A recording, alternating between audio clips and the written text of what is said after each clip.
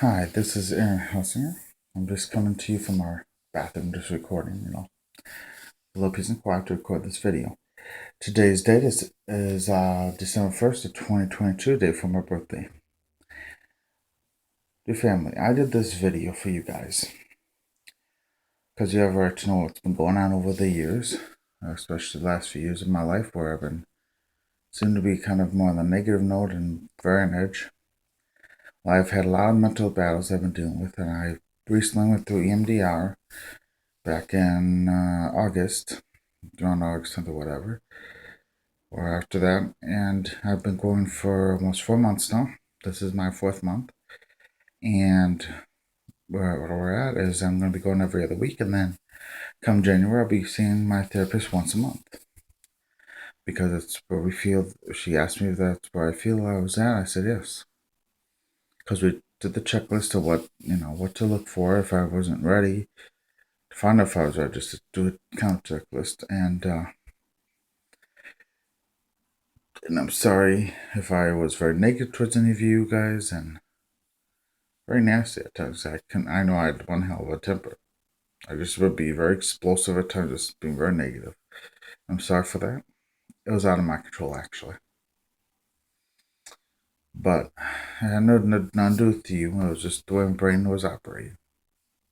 My body being in survival mode for so long, and now I'm a much happier person.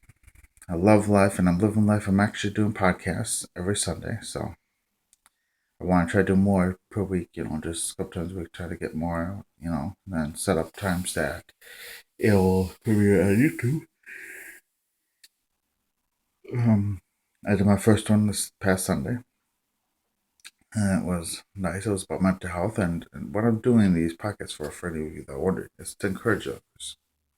Anyone that's going through struggles in life, because we do need encouragement, especially from me and others that have really been through a lot in their lives, and I'm just giving them a chance to hear my story. And how I didn't give up, how I kept persevering even when I wanted to give up in 2011 and the suicide years I tried. And all failed because God was not letting me take my own life. I tried and I read Debs, youth intervention that stopped the whole thing to pray for, to ask if anyone was suicidal. And every hand was raised for like 13, 14 people that now raised their hands. So majority of the place had over 10,000 people. There was majority of them was youth and the youth pastors, some of their pastors, and then the leaders, like the chaperone and leaders from the church, they all were up there too. And I never seen such a heartfelt break in my heart. My heart broke for those people because I realized I wasn't alone. That I was going through this. And how I just stopped everything was when I told one of the chaperones in my group, I said, if they don't knock it off, if you don't finish up soon, I am going to, in the next 10 minutes, I'm going to leave the convention. I'm going to I'm going on the road. The last second, so no one can stop for me. The last second.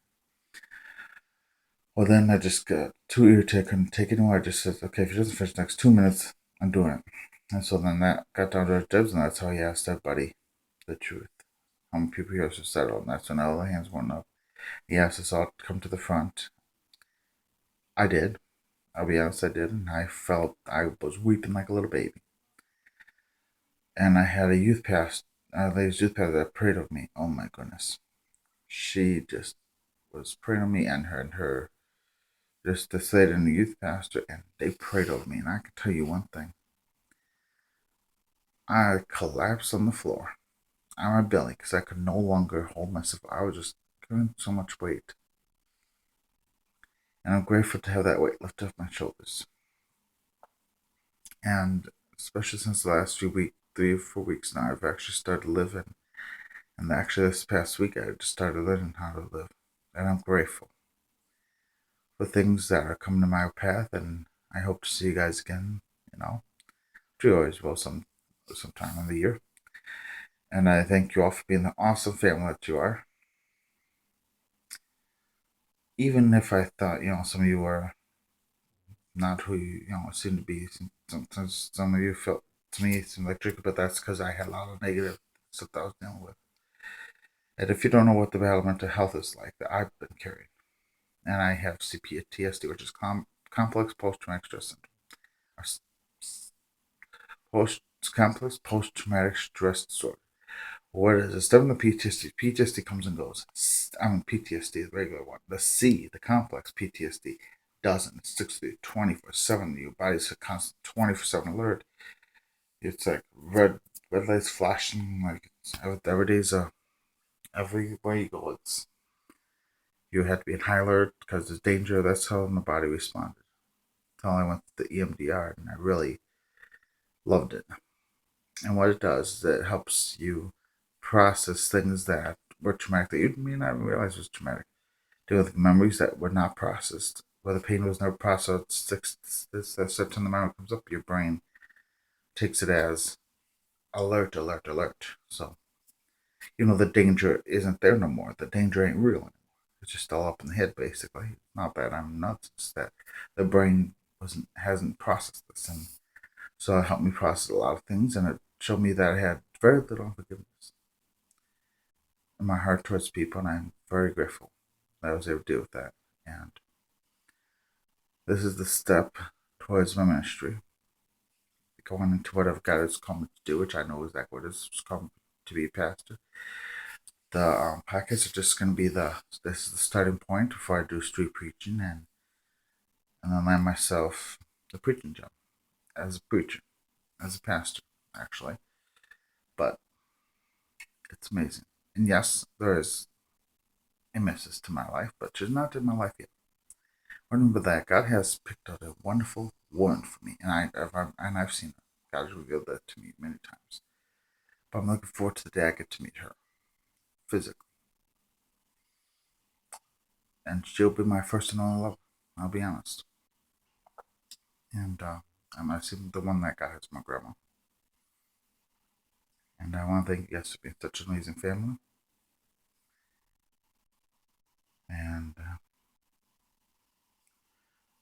my girl's former alien president, Donna Molly. She is an amazing girl. She's like my grandma's other sister. She never had. Yeah, you guys have additional. Your sister, which is my grandma, has additional sister, adopted sister. Donna Molly, she's such a cool lady. She is there. You need to talk, she's there. And I'm just grateful that my grandma at a time that she's going through some things in her life. Where things were rough in my life with my grandma.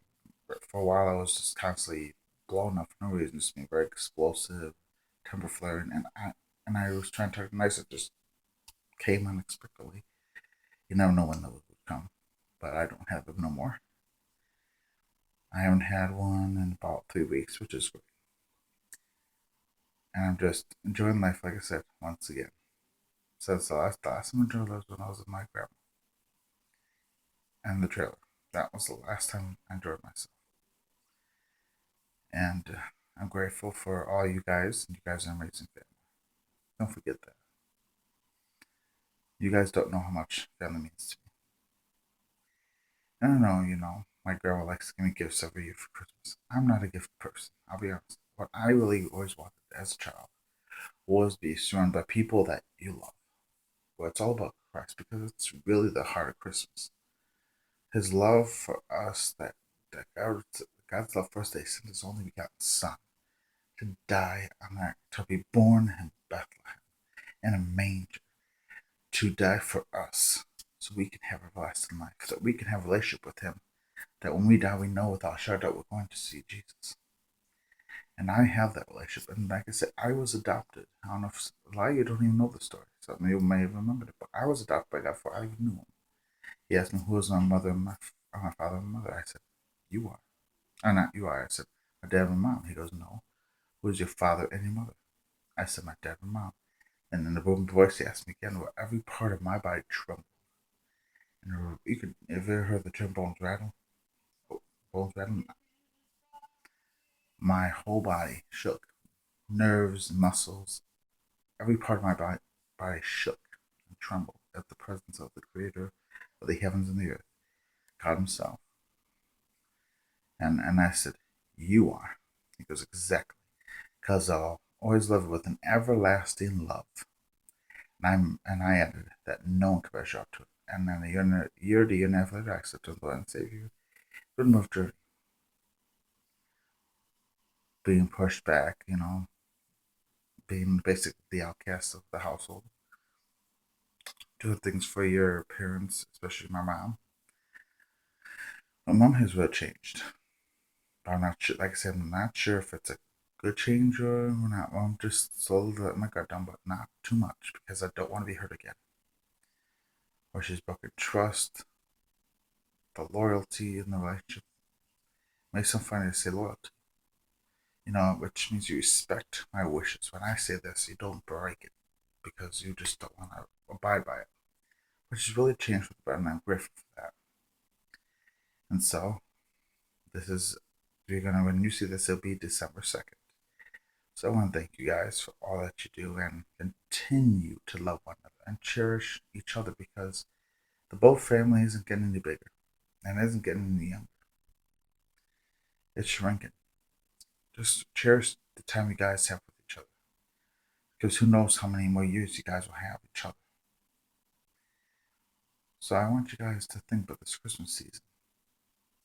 What are you really thankful for, for in your family? Because in your lives, what I forgot to do during Thanksgiving night, still reminders, ask anyone what to thank for, and I'm thankful for family. I'm thankful for the opportunity to have EMDR in my life to be able to live a life for the first time in years instead of feeling like you're stuck. Because when I was stuck mode, every time I moved forward, it was like 20 to 100 steps backwards, and now it's not that way anymore. It may be like oops, you fell on your face, pick up, or trip over the crack in the sidewalk and move on. That's what step backs are. It's just more forward motion than backwards. And I want to share that with you guys. And I'm thankful for all you guys, including my brothers and sisters, my brother and sister, and Jeremiah,